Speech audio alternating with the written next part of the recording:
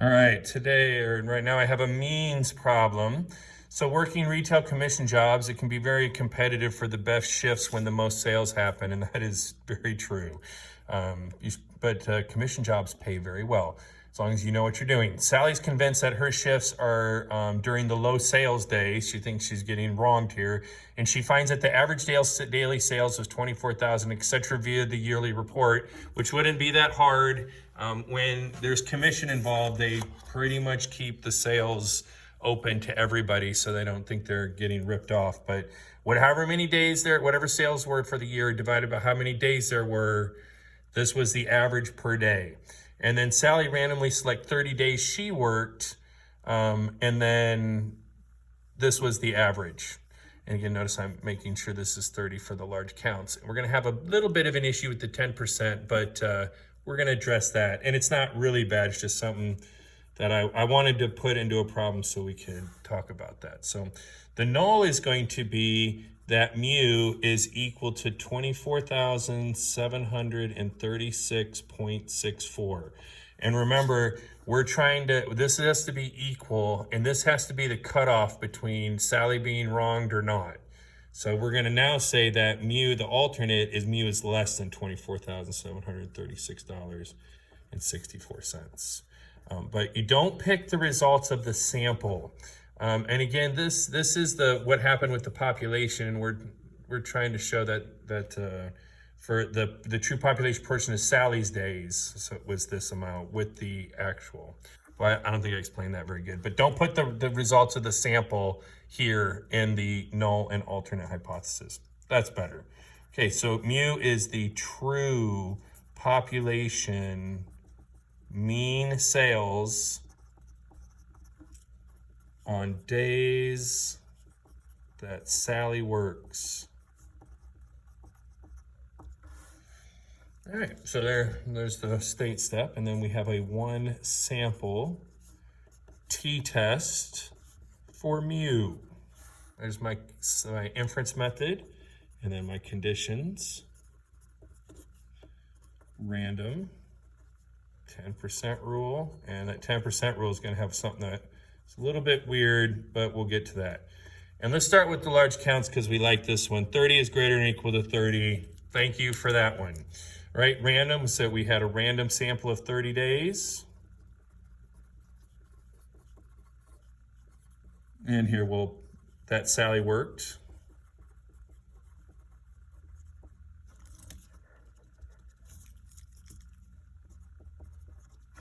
All right, the 10% rule. Now, this means Sally needed to work at least 300 days. Now, 300 days is a bit of a stretch, but you know, I have to be honest with you. When you work retail, you work whenever you can make money. It's not like when you're on a salary and you want to work as many or as few hours as possible because you're getting a set amount of money. When you're in commission, if you're not working and selling, you're not making any money. So we're going to say that we assume that Sally works at least 300 days. Okay, now again, we could argue that this is unreasonable too much, but I don't know, some of your parents probably work 300, probably more than that even. Okay, but it is less than the amount of days we have on the calendar. So, and again, we don't get into arguments about this.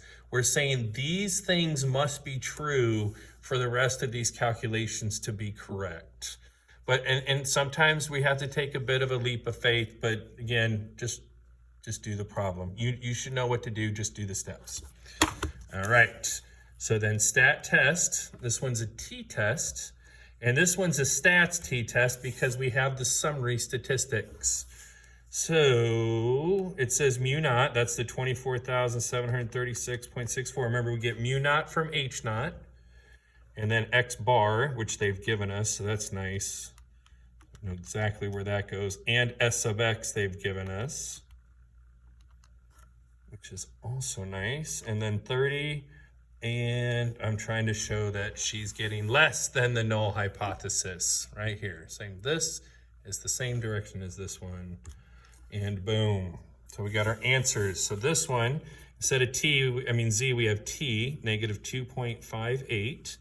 and then p-value, not p-value equals 0.0056, okay, that's a 776. And it doesn't say it on the calculator, but we have to remember to give the degrees of freedom, which is 1 less than the sample size. All right, and then since the p-value of 0.0076 is less than alpha 0.05, we reject the null. We do have evidence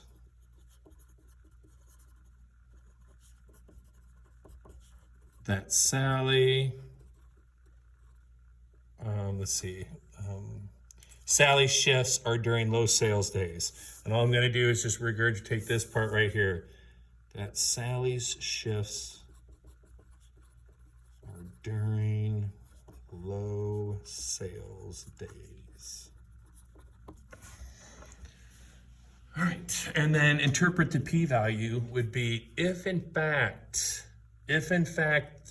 the average day of all through the entire year is 24,736.64, the probability that we would get this sample or one that's lower, but again, I'm going to say more extreme, is less than 1%. Okay, and again, that's why the p-value being small allows us to disregard this or to reject this null hypothesis. Because if this is true, there's only this percentage chance that I get this answer right here. And it's not just this answer, it's this answer and every single answer that's more extreme cumulative. So 20,000, if it average was 20,000 or 19,000 or 18,000, all the way down to 0, all of those together don't even add up to 1%. And what does that mean? That means I have convincing evidence that this is not the true, that Sally's number is not 24,736.64 like the average day is within this calendar year. So if in fact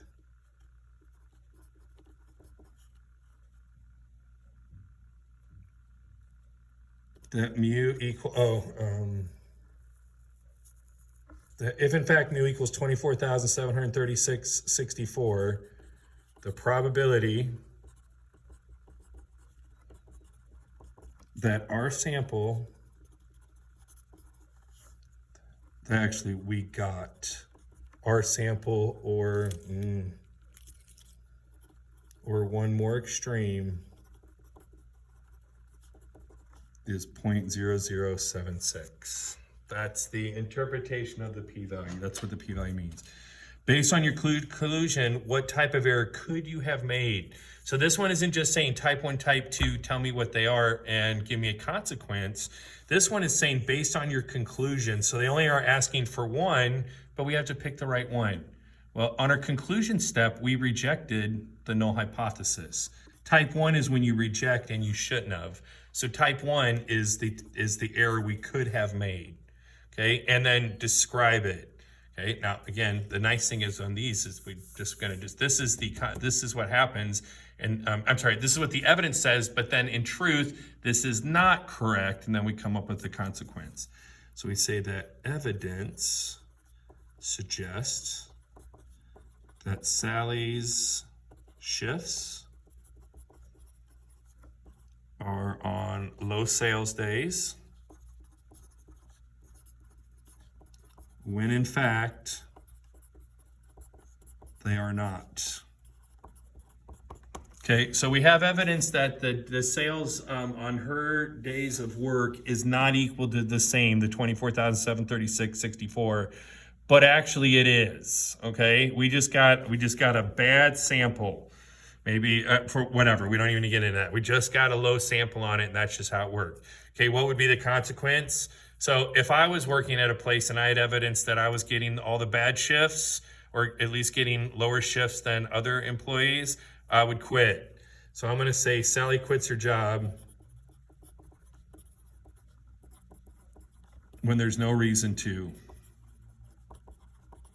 Now, you might not come up with that she's going to quit her job. You might just say maybe she would have a bad attitude at work when she has no reason to have a bad attitude, or she would try to shift her days and when she didn't need to. And again, when when you're a full-time adult, switching jobs is a freaking nightmare. So this would be horrible. You know, I mean, I guess I don't like it. Maybe some people like switching jobs. I find it very painful. So your point of view is very different on this. But again, when you give a consequence, you just need to get something that makes sense. I just need to be able to say, yes, a 17-year-old who is trying their best and actually is working would come up with this answer, even if it's a little bit wrong based on reality. Again, you switch jobs when you're part-time jobs, not a big deal. Switching full-time jobs is, like I said, it's a huge undertaking. I mean, you all would have to do, you know, your like a direct deposit, but that'd be about it. Ours is insurance and, you know, where are you going to drive to work? How do you drop off your kids now if you switch jobs?